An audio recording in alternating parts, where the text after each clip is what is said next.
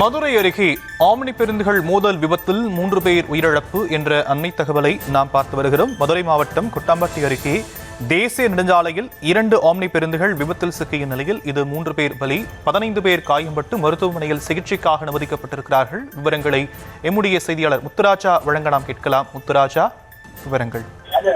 வணக்கம் சார்.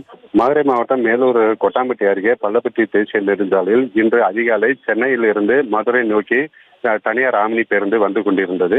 இந்த நிலையில் பள்ளப்பட்டி புறநகர் பகுதியில் உள்ள நெடுஞ்சாலையில் உள்ள சாலையோர டீ கடையில் டீ அருந்துவதற்காக ஓட்டுநர் ஆம்னி பேருந்தை நிறுத்தியுள்ளார்.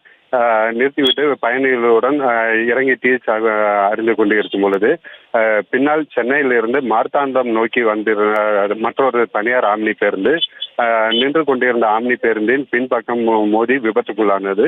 இதில் 2 பேருந்துகளிலும் பயணம் செய்த பெண் பயணிகள் உட்பட சுமார் 15க்கும் மேற்பட்டோர் காயமடைந்தனர்.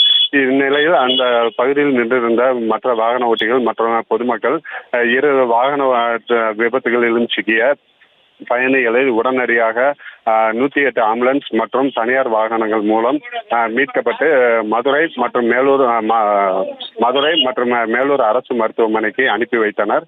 மேலும் இந்த விபத்தில் பேருந்தில் பயணம் செய்த பெண் பயணி, அதாவது கனக ரஞ்சிதம் மற்றும் சுதர்சன் உட்பட 3 பயணிகள் சம்பவ இடத்திலேயே உயிரிழந்தனர். மேலும் இந்த விபத்து குறித்து தகவல் அறிந்த கொட்டாம்பட்டி மற்றும் மேலூர் காவல்துறையினர் சம்பவ இடத்திற்கு விரைந்து சென்று விபத்தில் சிக்கிய பயணிகளை மீட்டு இந்த விபத்து குறித்து விசாரணை மேற்கொண்டு வருகின்றனர். தற்போதைய விவரங்களுக்கு நன்றி முத்துராஜா.